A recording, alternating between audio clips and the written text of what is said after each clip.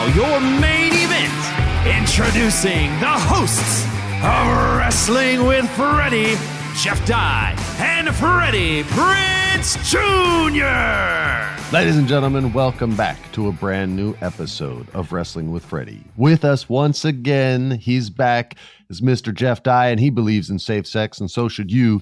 Welcome back, Jeff. What How up, buddy? are you, sir? How have feeling you good. been?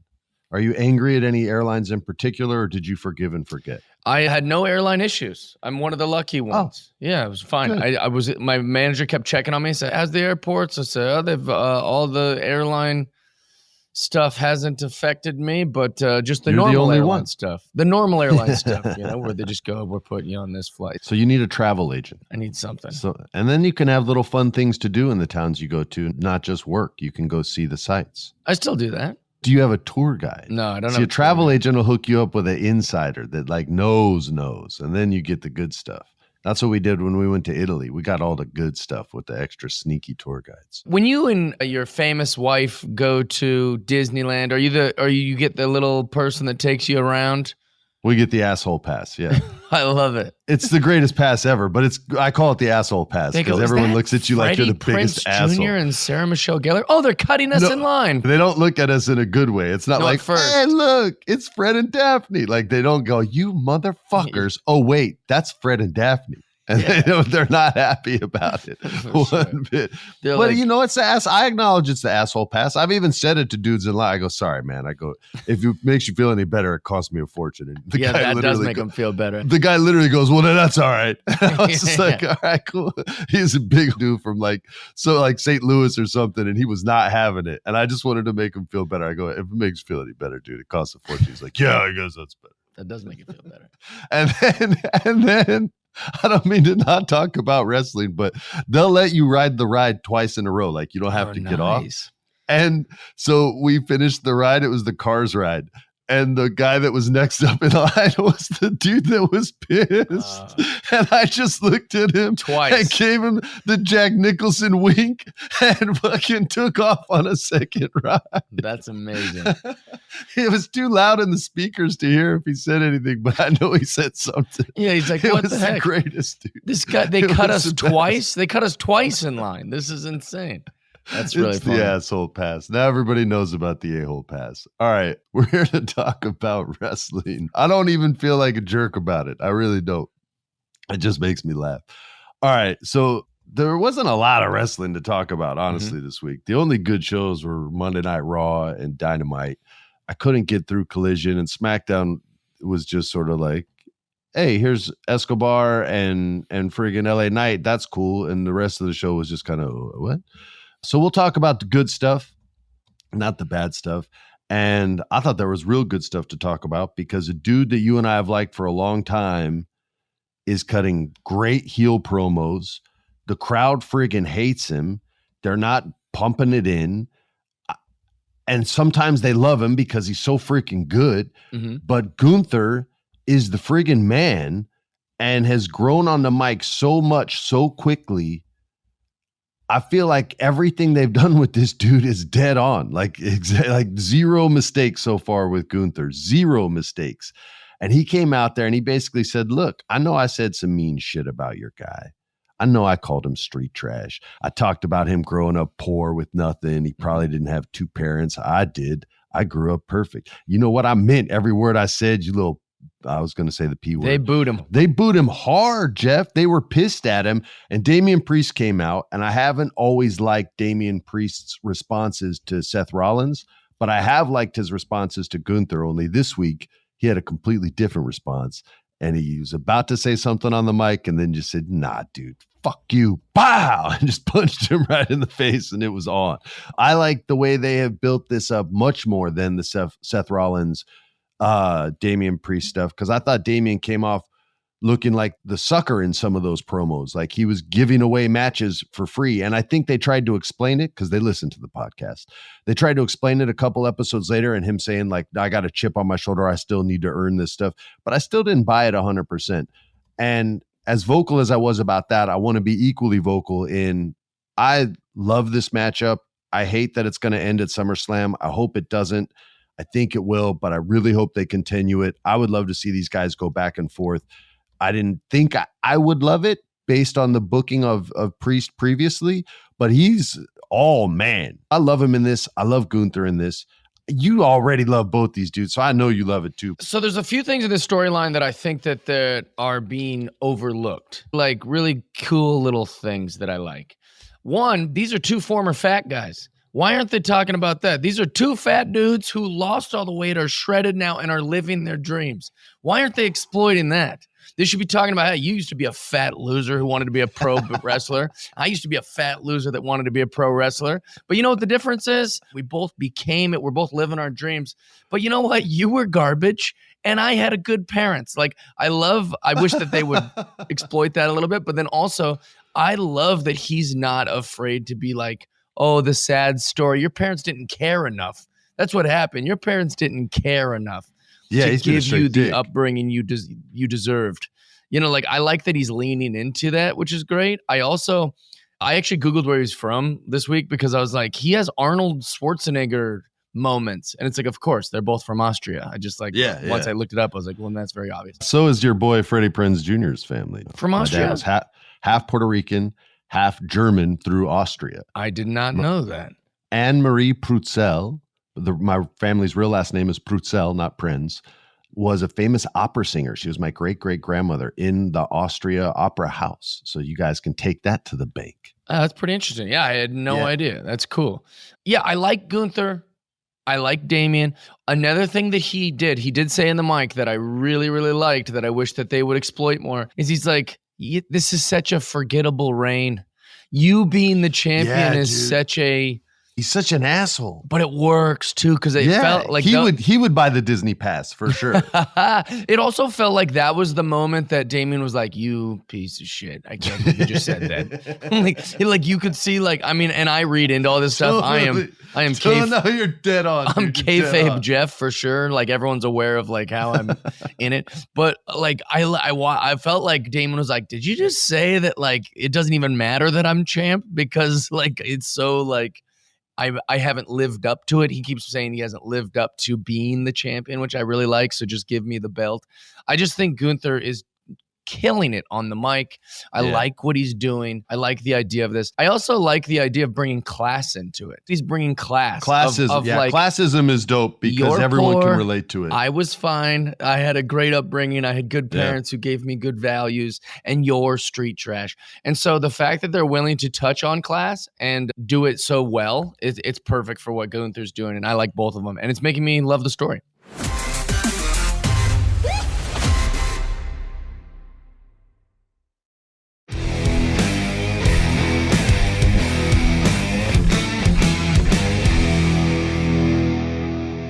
On the opposite end of the spectrum, they're telling a story with words. Bron Breakker, who may not be as strong on the microphone as those two gentlemen are, is a physical specimen, and his story has been, if you don't give me what I want, I'm going to kill everybody. And he has stayed true to this promise. Even in losing a match, the very next day, he went out and he killed everybody. And this week, he killed Ilya Dragunov, the Mad Russian, Mr. Intensity. He is intensity, sometimes a little too intense for me, but all his intensity was knocked out of his body in one of the most brutal looking spears that Dolph Ziggler was not involved with ever. Dolph Ziggler has taken the greatest spear in the history of spears. Nobody's going to ever change my mind on that. This one was friggin' brutal, and he basically killed the man. And they're building this dude up to be a monster and to be a world champion. And I think it'll pretty much, and our producer has talked about this as well, I think his championship reign will start to commence right around the Netflix deal. And that'll be, look, this is our new star on the new network.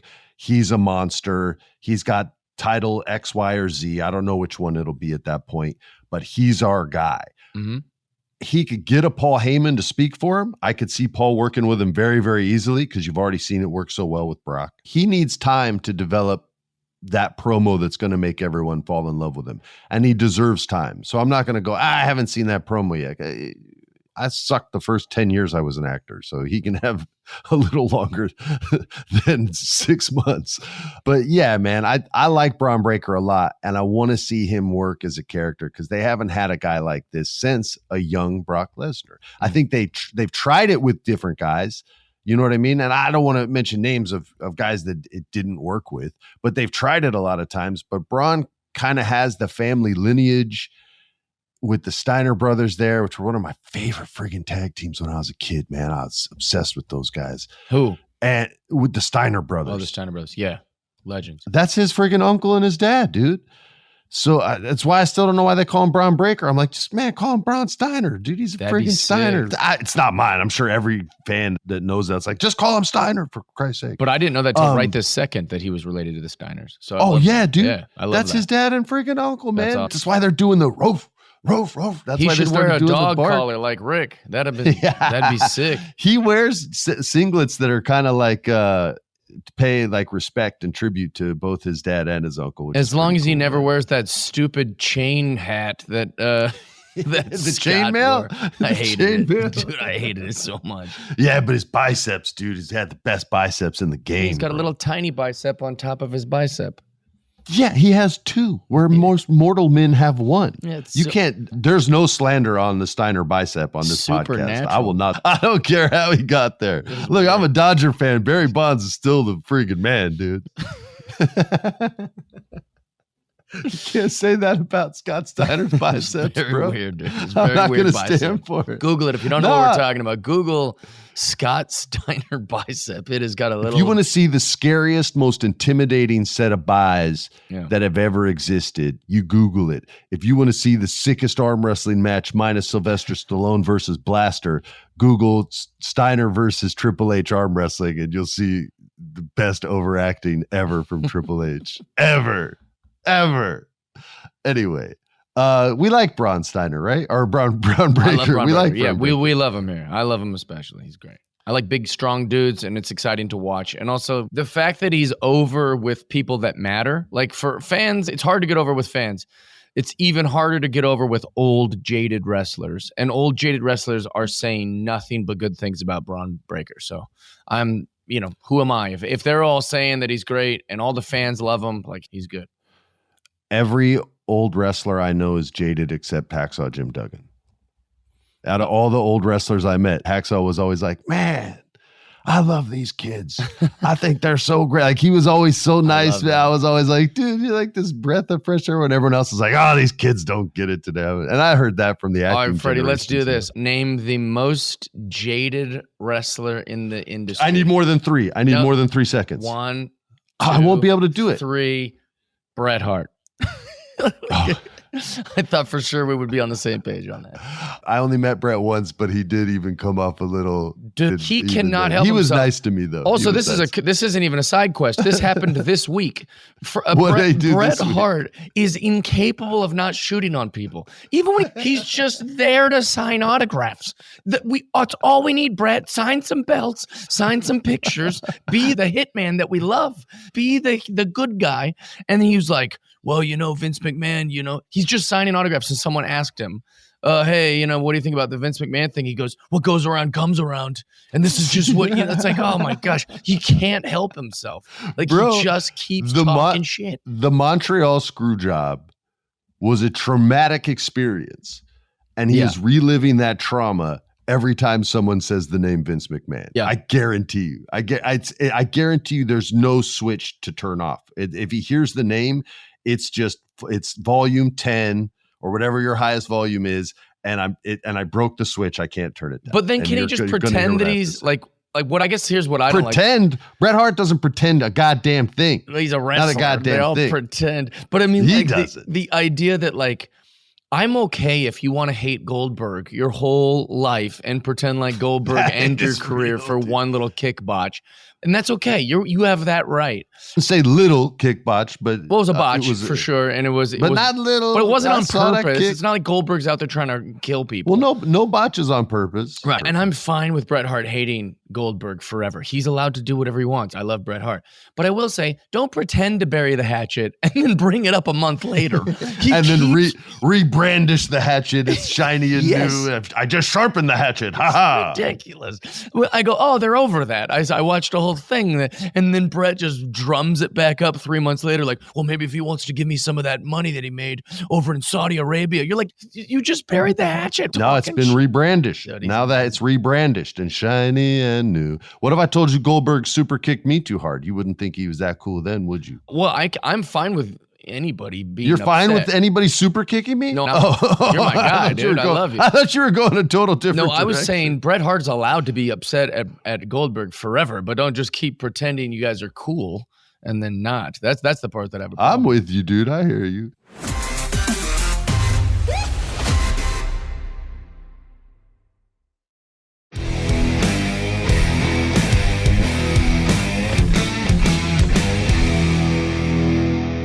Speaking of people that deserve more rights, Dominic Mysterio, this poor son of a bitch, is having to deal with this horrible, horrible love triangle that he's got nothing to do with. He's an innocent victim in this whole situation, pulled in 2 different directions, sometimes 3, sometimes 4 directions. That's like being drawn and quartered by horses. This is what this guy's had to deal with. And for whatever reason, you people still boo this poor son of a bitch as if he did something terrible to your father, not his own father. Well, you know what, Freddie? There. What? We used to boo him because we hate him, and now we boo him because we're jealous. Okay, I'll take that. The jealousy is real. But at a certain point, you have to understand, even though we all say, oh, I want those kind of problems. You don't want these problems. Really? That's why it should be one woman, one man. Because when it's more than one woman, it's too much. As men, we can't deal with it. We think we can because we have broad shoulders and we're men. But I'm telling you, look at Dom right now. That's going to be you. That's going to be you. You listening right there in your car, that's going to be you. One woman, one man. Keep it simple. He got complicated through no fault of his own, but he deserves much more sympathy. And I'll tell you this, he cracked, as we do sometimes as men. We're allowed these emotions. We're allowed to express more than anger and lust. In this moment, though, anger was necessary, and he released the anger upon Liv Morgan and said, I don't love you. I hate you. I want you dead. I wish I never knew you. You've wrecked my whole life. I'm going to get killed by this woman that's bigger and stronger than me. And I hate you. I wish you were dead. And it broke Liv Morgan's heart. And Liv Morgan, just a troubled girl with a troubled soul. She turned around and she cried. She dropped a Denzel Washington tear, like in Courage Under Fire. And she walked out. A lot of you going, why would he pull out a Courage Under Fire reference? Just watch it. You'll see. And Rhea Ripley got her man back. Although she never lost him. She kind of kept him on a leash and just sort of did one of those corrections on the pinch collar that you see dog walkers do when the dogs get crazy. And then she gave him a lick on the face and put the biggest lipstick smooch ever, open mouth smooch on the cheek. You could see it, the lipstick on his cheek, the biggest smooch ever right on his cheek. And Dominic is back. He's back and he's going to be beloved. And I believe I've already aired by the time this comes out. He's going to get some cheers. He's going to get some cheers on Monday Night Raw, Jeff. I dare you to take the other side of that argument. They're not going to boo. There'll be a few boos, but it's going to be cheers. We boo with love, in wrestling. We boo with love. I agree with 100% of that. I love all of that. I love Dom. Did you ever think, if you'd listen to old episodes, like if you just want to listen to these, if you just binge our episodes, you would hear me talk so much trash about Dom, and he has won me over. I love this guy so much. I love his story so much. I love what they're doing. Yeah, I think all that's gonna happen. And if it doesn't happen, I'm sure I'll still love the story anyways. I think Dom's the man, and it's fun to watch. Love Dom. And also, my criticism of him early was like, put a shirt on that chest. They did. And they did. And now what he's wearing makes me like him. I wish that Gunther would follow suit too. Gunther, let's cover up, buddy. No, Gunther, I think, looks pretty just thick and like a Jim Tomey kind of body, man. Like just thick, tree trunk. Well, that doesn't bother me, but the little wrestling trunks, like put on. You some don't like shorts the little some blackie tighties instead of whitey tighties, the blackie tighties. He's old school, man. He's never going to change those. He's super old school. He is old school. He's always going to wear them. And as we know, they listen to the show and they very William Regalish. It's got that old wrestling. One of my favorites. Hell yes. All right. Not too much happened on SmackDown. Not a lot to report. So let's go to AEW, where Maxwell Jacob Friedman came out with a parade of cheerleaders on either side of the walkway, as he should. He should be cheered and celebrated. And he came out to the ring and he discussed his victory over Will Osprey, his quick 1-hour victory over Will Osprey. Barely broke a sweat, barely needed the oxygen that he was breathing after the match. And he trashed the title and debuted a new title. So it's no longer the international title, or is it? It's now the American title, because MJF's a real American from Long Island, where real Americans are made. And all of a sudden, Will Osprey runs out to the ring. MJF's like, yo, F this, I'm out, peace. And Osprey cuts his half of the promo and says, you son of a bitch, you trashed the title. You trashed England. You called it a third world country, you prick. Well, guess what? You're going to be in that third world country because I talked to Tony Khan and we're going to have a match at Wembley Stadium at All In. Freaking Will Osprey versus MJF in front of 80,000+ Brits screaming and yelling. Whether he wins or loses, I don't give a shit. People are going to lose their minds. This match is going to be awesome. It almost makes me want to fly to England. I'm not gonna, because I'm not putting in that kind of travel. But dude, I cannot wait. I don't even care about the story, and all I care about is the story. I heard him talk about Wembley when he was going to wrestle Chris Jericho, and he cut that first promo that everybody was like, God damn. And he's like, this is my whole life, bro. This is my whole life. I remember it. And then seeing that match and seeing the look on his face, and now it's against MJF, and they're the man, right? It's like then it was Chris Jericho that was the man, and he was the young upstart. Now he's the regular. He's got the contract. He's fighting for a belt. It's MJF who's the top guy in the company. Mm-hmm. I'm so stoked for both these dudes. Like I said, I don't even care what the story's going to be. They're going to both cut great promos. Max is masterful, but Will Ospreay comes off like John McClane in Die Hard, even though you wouldn't, because you're not as tough as John McClane. That's Will Ospreay. He's like the British John McClane, and I fucking love him. And don't even bleep that out. That's how much I love him. Please, we'll pay the fine, damn it.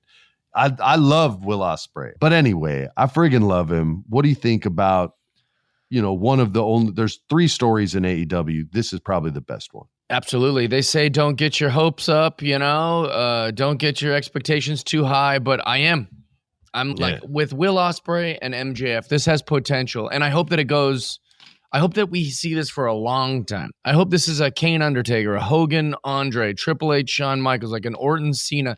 I want this to not just be now. I want it to be kind of like carrying on, because AEW's in a weird spot, buying up people, trying to find their voice again or reinvent themselves. And I think they've got they signed Will Ospreay, they signed MJF. Those are the 2 biggest things they've done. Let's really explore this. Let's tell a story. Let's get this a huge match that pops and then redo it and keep getting the rematch. Like, I really hope they make this a big thing. My expectations and my hopes are high for this. There's 2 other stories in AEW, and they both happen to be women's storylines, and I think they're both going to be at All In as well. We're going to have Mariah May, who gets cooler and cooler every friggin' week, against Toni Storm, the champion, also in London. Mariah May being the hometown girl. Mm-hmm. That match they're going to lose. England is going to lose their shit. When WWE would go there once a year, I think they still do. When I worked there, it was once a year. And those were next to Montreal, Canada, the hottest crowds anywhere. Like they would cheer like crazy. It's the only place William Regal would get a win. And they would just go nuts for William Regal. They would go nuts. Mariah May, they are going to go bananas for. Will Ospreay, they're going to go bananas for. And then the final match that's going to be there. And you could talk about either one that you want or both. Mercedes Moné against Dr. Britt Baker, DMD versus the CEO. It's the battle of the letters for the battle of the letter belt. It's a whole bunch of letters. It's DMD, CEO for the TBS title. And that story, that's got to be Dr. Britt Baker winning unless some shady shit goes down, some outside interference.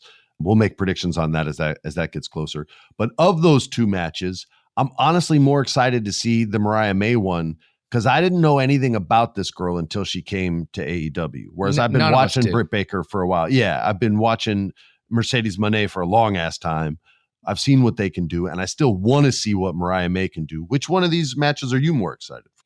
Britt Baker. I'm a big fan of Britt Baker. I think she's hot. I think she's really good. And also, maybe I'm just motivated by it because she's been gone. So it's like good to see whenever someone comes back. Dude, she's money on the microphone. Yeah, so good. That promo she cut was so truthful and emotional and honest. And she just came off like a real dude. Not a dude, but you know what I mean? Like just cool. Like just someone you want to hang out and have a beer with and be like, yo, I didn't know you went through that shit. That's hardcore. Badass. You came through the other side.